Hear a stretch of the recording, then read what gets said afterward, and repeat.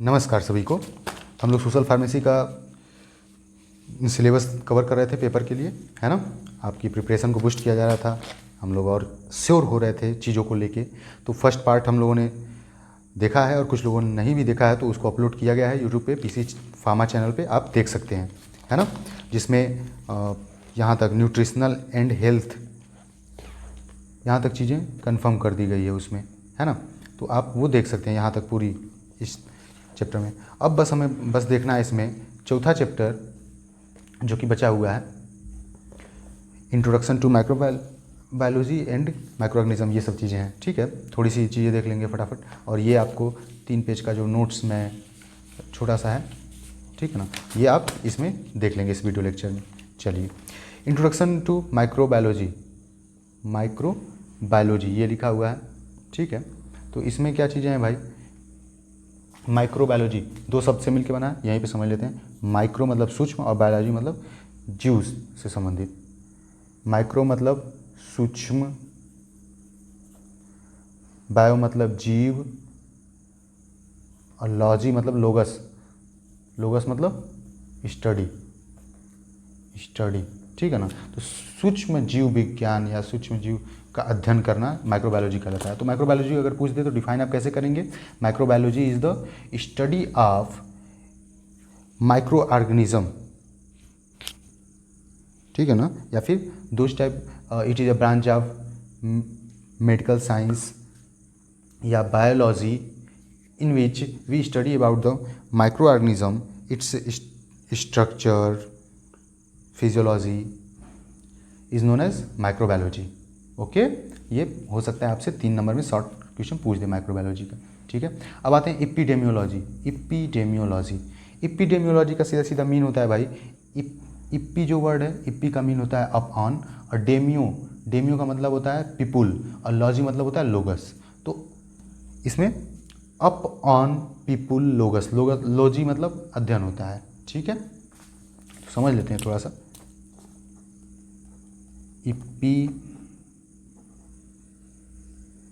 एपिडेमोस लोगस, ठीक है। एपी मतलब अप ऑन, पीपुल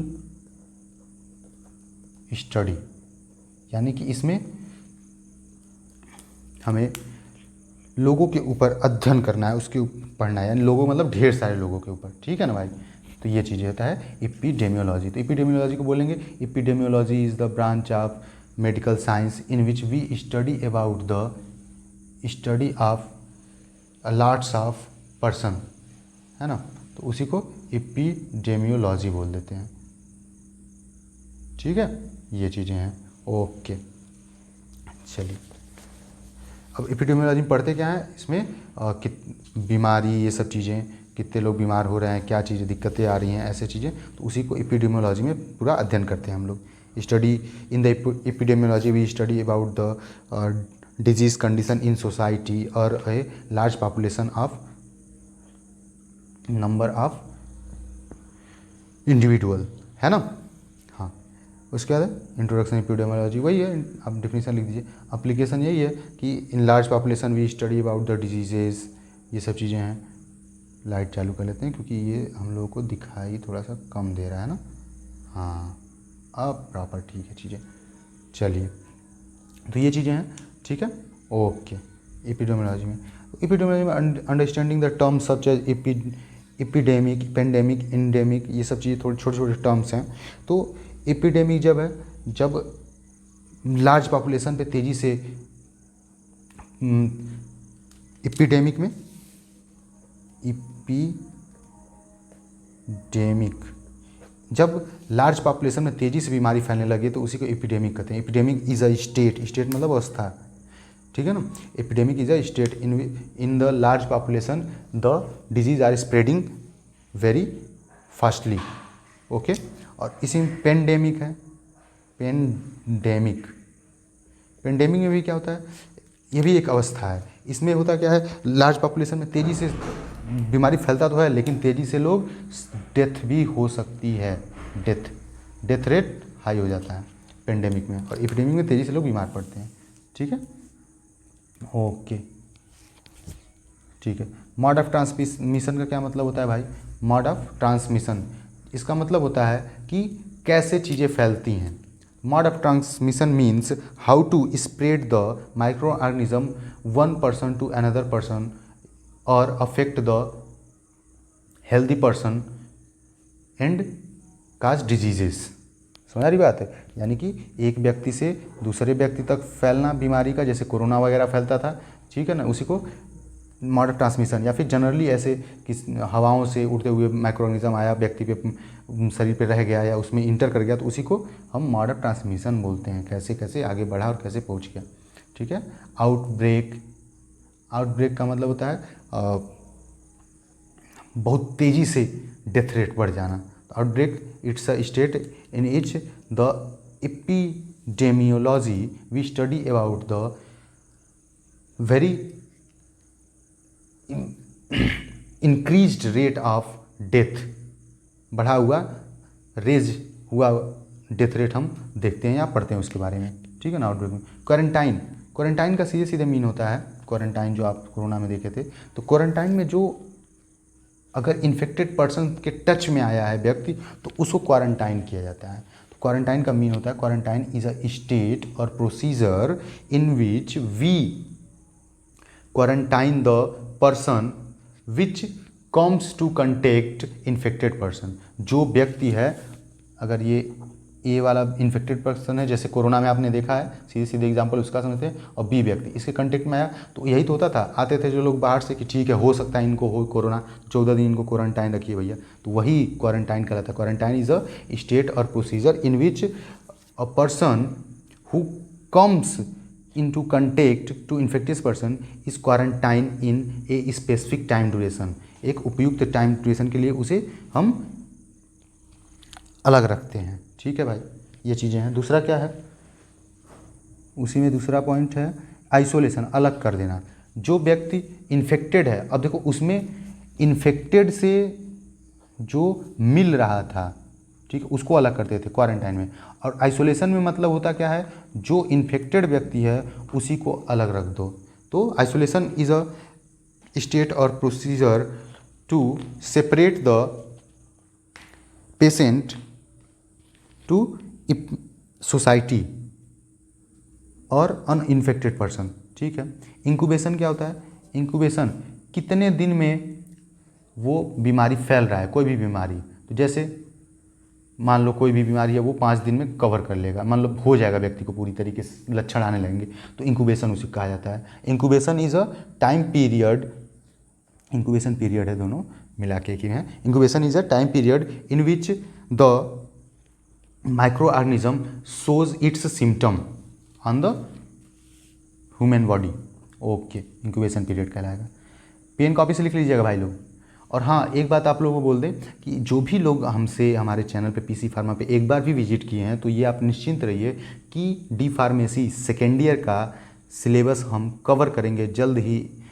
10-15-20 दिन के बाद से हम स्टार्ट करने की कोशिश करेंगे पूर्णतः, और जो भी 6 सब्जेक्ट रहेंगे उसको हम पूरी तरीके से अच्छे तरीके से कवर करेंगे। तो आप प्लीज़ टच में रहिए, सब्सक्राइब कर लीजिएगा चैनल, नोटिफिकेशन वगैरह ऑन कर लीजिएगा, जिससे हम दोनों, हम सब लोग टच में रह सकें और आगे के फार्मेसी के जो कार्यक्रम हैं, कार्यक्रम बोले तो पढ़ाई जो है वो हम लोग साथ साथ पूरा करेंगे, ठीक है भैया। मस्ती मजाक, और हम ब्लैक बोर्ड पे पढ़ेंगे, जब सिलेबस कवर करेंगे तो हम ब्लैक बोर्ड पे पढ़ाएंगे। ये तो इस समय एक तरीके से मैराथन या जो भी बोल दीजिए चल रहा है, तो तेज़ी से पढ़ना पड़ रहा है, तो इसलिए ऐसे पढ़ रहे हैं, नहीं तो हम बोर्ड पे पढ़ाएंगे, ब्लैक बोर्ड पे। आप पिछली वीडियोज़ हमारे देख सकते हैं, वो मैंने ब्लैक बोर्ड पर ही पढ़ाया है। ओके भाई, ठीक है ना। तो सब्सक्राइब वगैरह कर लीजिएगा टच में रहने के लिए, आगे हम लोग पढ़ते रहेंगे ना चीज़ें। हाँ, अब क्या है, कंटेक्ट ट्रेसिंग। कंटेक्ट ट्रेसिंग का मतलब है कि कोई भी व्यक्ति कंटेक्ट में ना आए, उस प्रक्रिया को बनाए रखना, उसी को कंटेक्ट ट्रेसिंग कहते हैं। तो contact tracing is a procedure in which we avoid to contact to any infected person. Okay, morbidity और मोर्टेलिटी, ठीक है। इसमें हम देखते हैं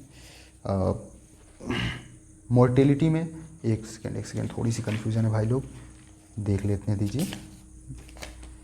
कन्फ्यूज़न में रह के काम नहीं करना है भैया। मोर्टेलिटी मृत्यु मोर्बिडिटी, हाँ बस मोर्बिडिटी का मतलब होता है रोगड़ता, रोग है ना हिंदी में। तो morbidity is a condition in which we observe the या we test the how much individual affected in a community और society to a disease. Morbidity एक ऐसी अवस्था है जिसमें हम किसी भी कम्युनिटी, समुदाय में या सोसाइटी में ये चेक करते हैं कि कितने लोग बीमार पड़े हुए हैं या बीमार हैं, तो उसी को मोर्बिडिटी बोलते हैं। मोर्टिलिटी क्या है? Mortality indicate the death rate in a community. Mortality जो है इंडिकेट, संकेत करता है डेथ रेट, कितने लोग डेथ हो रहे हैं एक कम्युनिटी में। ठीक है भाई, ये सब चीज़ें।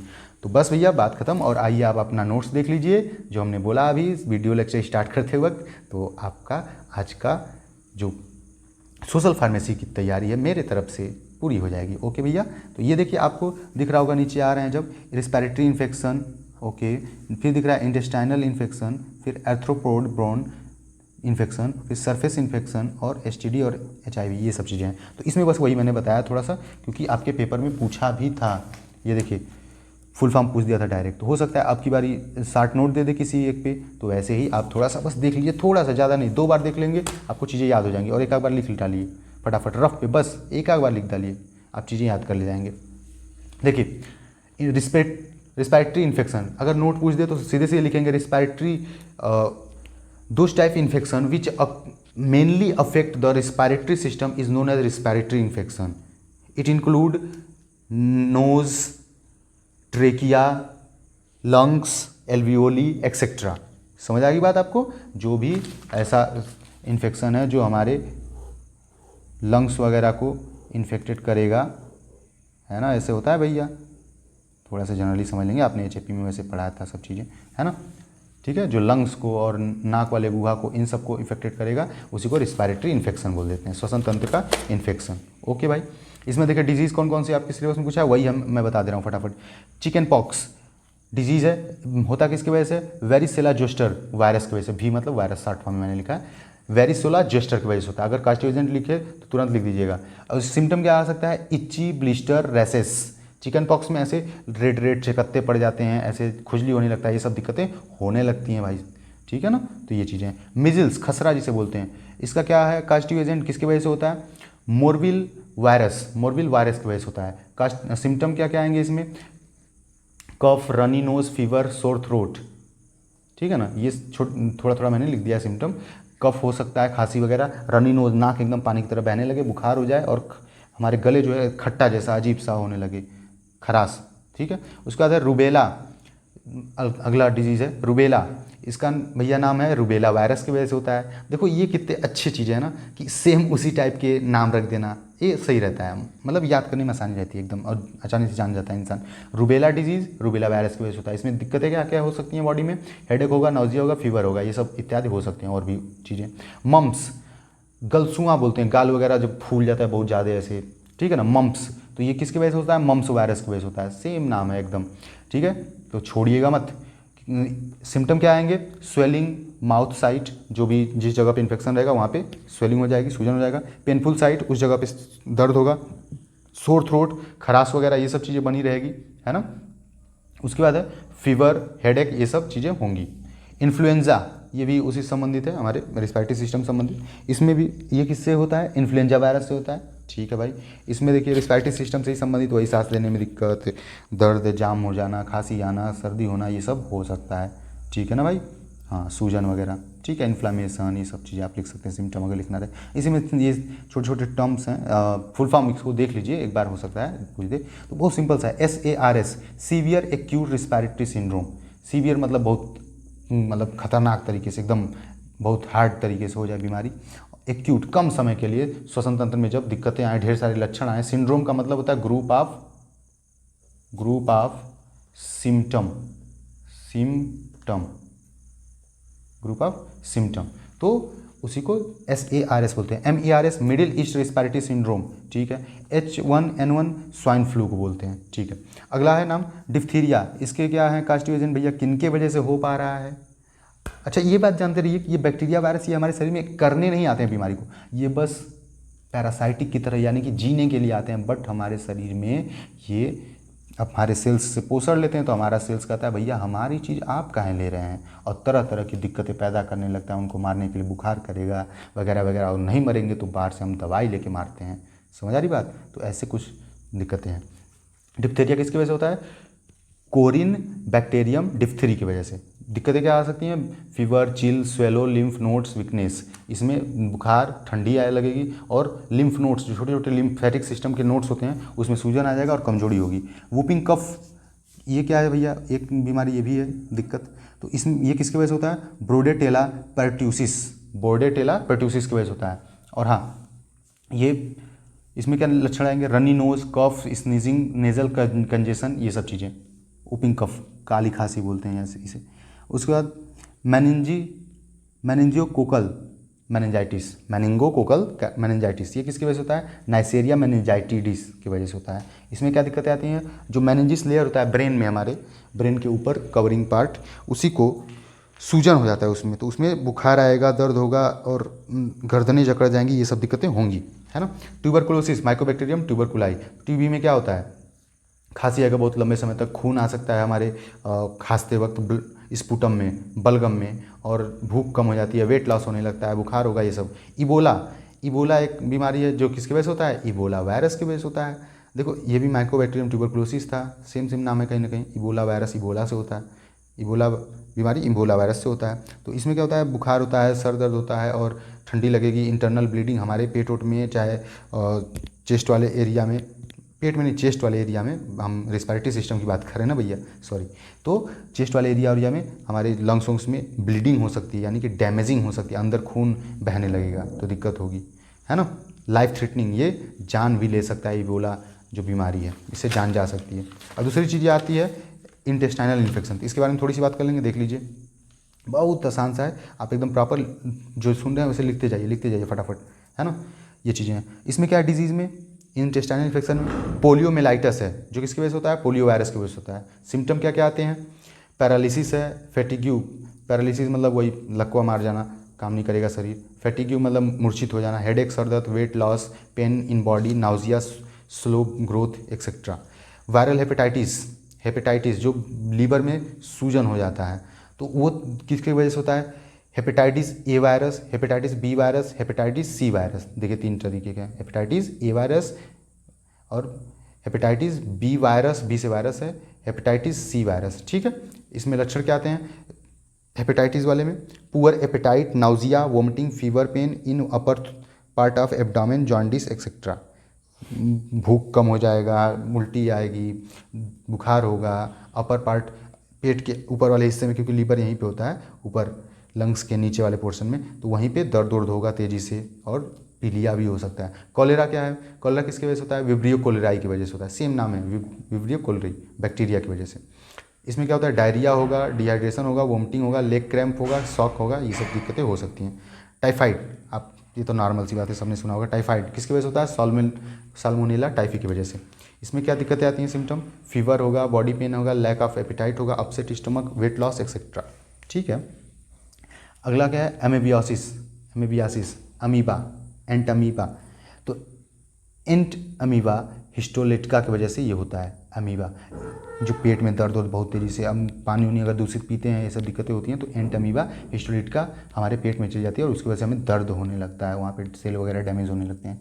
क्या क्या दिक्कतें होती हैं? डायरिया होगा, लूज मोशन, ब्लडी स्टूल्स, खून आने लगेंगे, क्योंकि वहाँ के इनर लेयर जो है डैमेज होने लगती हैं। बुखार, पेन इन एब्डोमेन, पेट में दर्द होगा, वेट लॉस, ये सब चीज़ें होंगी, क्योंकि पेट जब दर्द करेगा भैया आप खाना खाओगे नहीं, दिक्कत होगी, पेट पचेगा ही नहीं, डायरिया हो रहा है, तो हमें वेट लॉस होगा ही, हमारा वेट लॉस होगा। वार्म इन्फेस्टेशन, वार्म अर्थवार्म की बात हो रही है।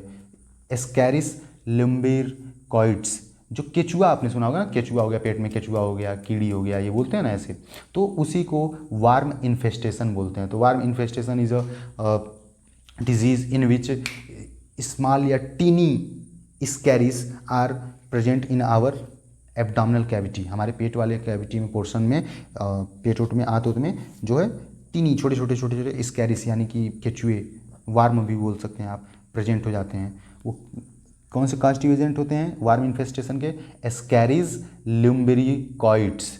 इसमें होता क्या है? लार्ज वार्म इन स्टूल्स, बड़े बड़े वार्म्स यानी केचुए जो है हमारे स्टूल्स में निकलने लगते हैं लैट्रिन करते वक्त। एब्डोमिनल पेन, पेट में दर्द होगा। ब्लडी स्टूल्स, खून आ सकता है स्टूल्स के रास्ते, लैट्रिन के रास्ते। वेट लॉस, वजन कम होने लगेगा, क्योंकि भाई खाना वाना खाओगे ही नहीं आप, जाहिर सी बात है पेट दर्द होगा तो दिक्कत होगी। नौजिया, उल्टी हो सकता है। फूड पॉइजनिंग में क्या होता है भाई, फूड पॉइजनिंग का मतलब ये होता है खाने के साथ जहर का हो जाना, जहरीली कुछ चीज़ें हो जानी, घटना हो जानी, तो उसी को फूड पॉइजनिंग बोलते हैं। तो इन्फेक्टियस एजेंट और कंटामिनेटेड फूड, ये किसके वजह से होता है, इन्फेक्टियस एजेंट कुछ है या फिर कंटामिनेटेड फूड, आपने दूषित खाना खा लिया, इन सब चीज़ों की वजह से फूड पॉइजनिंग होता है। होगा क्या, हमारे शरीर में तरह तरह के लक्षण आएंगे, उल्टी होगा, नाउजिया होगा, पेट में दर्द होने लगेगा, हेडेक होगा, डाइजेशन होगा, अपसेट होगा, और ज़्यादा अगर दिक्कत हुई तो डेथ भी हो सकता है। ठीक है भाई, ओके, आपने ये चीज़ें एक बार बस ध्यान से सुन लीजिए, कोई दिक्कत नहीं, और एक बार आप सुन के लिख डालिए फटाफट, देख के चाहे सुन के, वीडियो आप पॉज करके भी लिख सकते हैं। अर्थ्रोपोड बॉर्न इन्फेक्शन, ये मेनली मतलब अर्थ्रोपोड जो है पानी वानी से जो फैलने वाले, इससे बात हो रही है, मेन चीज़ें समझिए। डेंगू किसकी वजह से होता है, वायरल डिजीज़ है, फ्लेवरी वायरडी फैमिली की वजह से होता है। और इसमें लक्षण क्या आते हैं, बहुत ज़्यादा सर दर्द होगा, भैया जिसको हुआ होगा उसे तो याद होगा भाई, बहुत सर दर्द वगैरह होता है, क्योंकि मैंने ट्रेनिंग के दौरान देखा था, बहुत ज़्यादा पेशेंट की हालत ख़राब थी, डेंगू हुआ था उसे। फीवर हो जाएगा, प्लेटलेट भी कम हो जाता है, बॉडी पेन होगा, मसल्स लॉस यानी वही वेट लॉस होगा, नाउजिया होगा, वोमिटिंग होगा, शॉक लग जाएगा यानी कि उसकी बॉडी रुक जाएगी, इसे झटके लगेंगे, ये सब चीज़ें दिक्कत होगी। ब्लड की कमी होगी, ब्लड अच्छे से बहेगा नहीं, लाइफ थ्रेटनिंग, जान पे भी बना सकती है। ठीक है।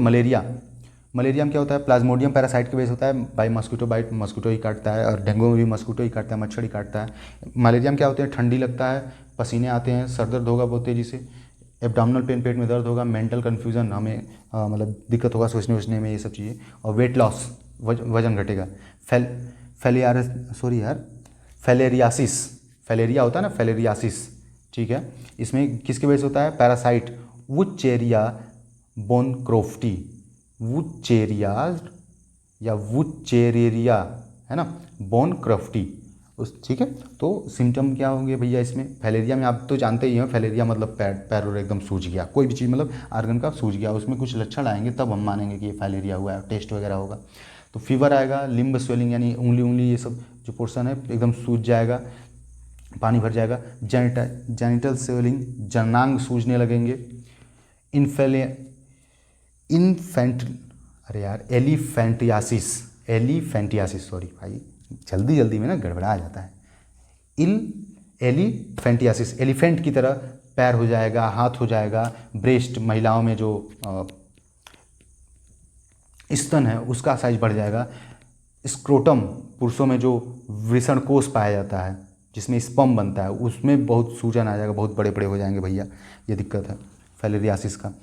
चिकनगुनिया ये वायरस से होता है, चिकनगुनिया, और इसमें मसल्स पेन होता है, हेडेक होगा, फैटिग होगा, रेसेस होगा, एब्डोमेन पेन होगा, ये सब चीज़ें दिक्कतें होंगी हमको, ठीक है, जिसको होगा अगर। सरफेस इन्फेक्शन, ये अगली चीज़ है, सरफेस इन्फेक्शन, जिसमें 3 तरीके की दिक्कतें हैं। ट्रकोमा एक ऐसी बीमारी है जो सरफेस यानी स्किन वगैरह पे, ये लोकल पोर्शन पे होगी, बस मेनली ये बात है। सरफेस का मतलब लोकल पोर्शन पे, जैसे हाथ पे हो गया, आँख पे हो गया, पैरों पे हो गया, ऐसे लोकल पोर्शन बस बात हो रही है ना।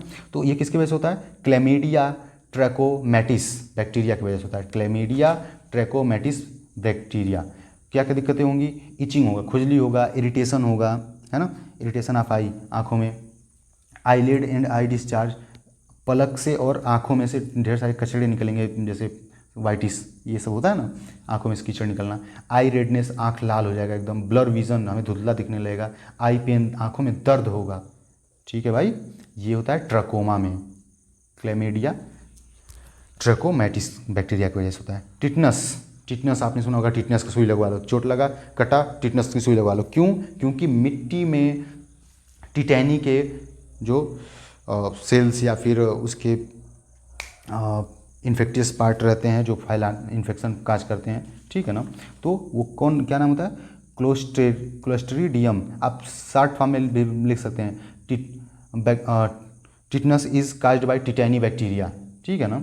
इसमें दिक्कत क्या होती है, बीमारी चोक्ड, हमारे जबड़े वगैरह चोक्ड कर जाएंगे एकदम, मतलब ऐसे जाम हो जाएंगे, ऐसे एकदम ऐसे जबड़ा अगर हिल उल रहा है तो एकदम ऐसे जाम, जैसे नहीं तो दांत लग जाना, ऐसे दिक्कतें होने लगेंगी।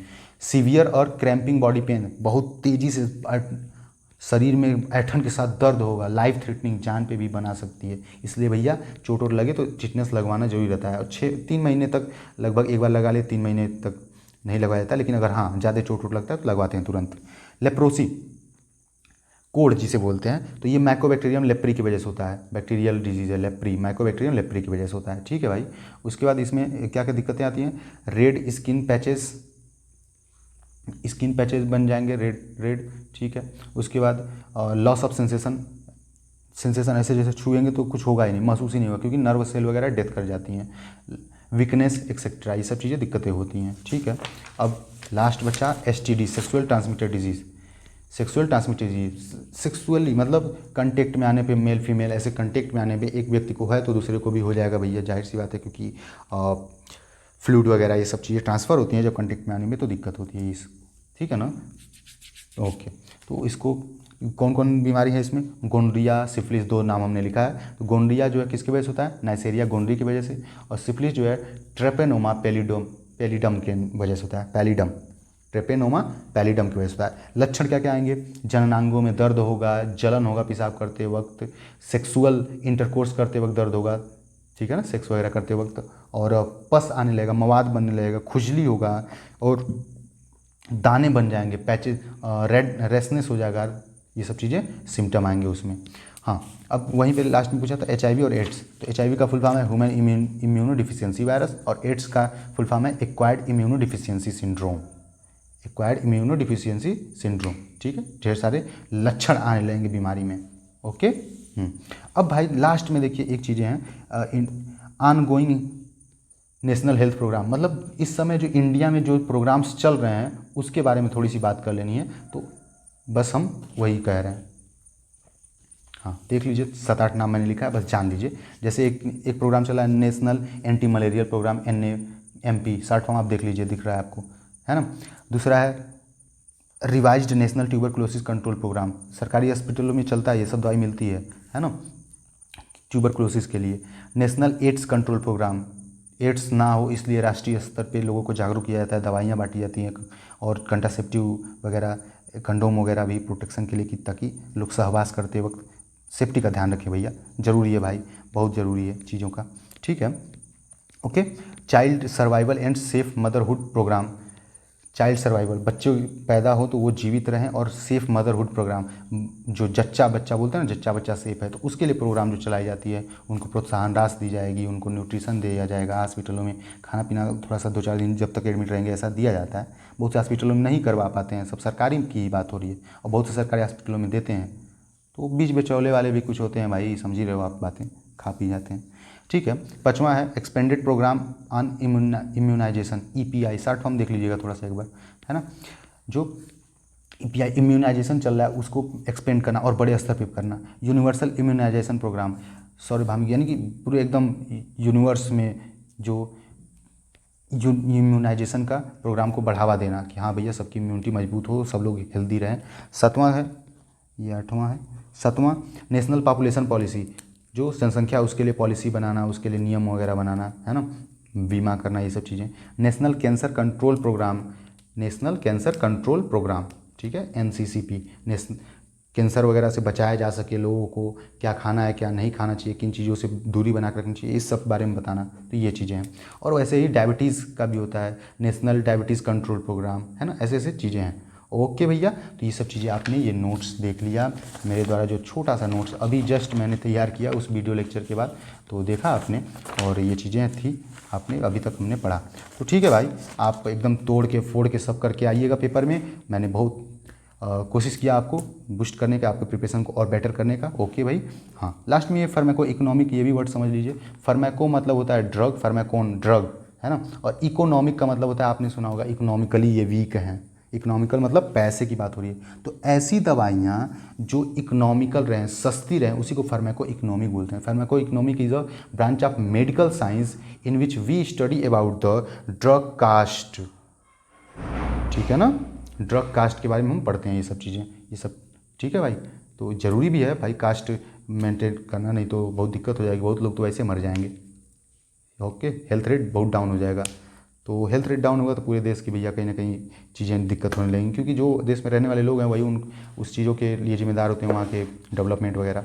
ओके भैया, तो आपका डेवलपमेंट है फिलहाल आपके लिए कि आपको पास करना है पेपर, तो बेस्ट ऑफ लक, और पीसी फार्मा को सपोर्ट करते रहिए। और मैंने ये भी कहा आप लोगों से कि मैं आगे डी फार्मेसी सेकेंड ईयर के लिए कंटिन्यू रहूँगा, उसका सिलेबस मैं पूरा करवाऊँगा और अच्छे तरीके से समझाऊँगा आपको। अभी तक वीडियो लेक्चर देख के थोड़ा बहुत हिंट लग ही जाता होगा कि फार्मासिस्ट चंदन जी कैसे पढ़ा सकते हैं हम लोग को आगे, अगर हम लोग साथ रहें तो। ठीक है भाई, तो ओके, जय हिंद, बाय बाय, और सेफली जाइए पेपर देने। और बारिश का मौसम चल रहा है तो पॉलिथीन वगैरह में अपने सामान को रख के लेके जाइए, आधार और एडमिट कार्ड वगैरह को, ताकि कोई रोके ना कि नहीं आपका तो भीग गया या नहीं है तो मैं नहीं जाने दूंगा। ठीक है भाई, ओके, टेक केयर और प्रॉपर लिखिए एकदम बढ़िया से। Bye bye.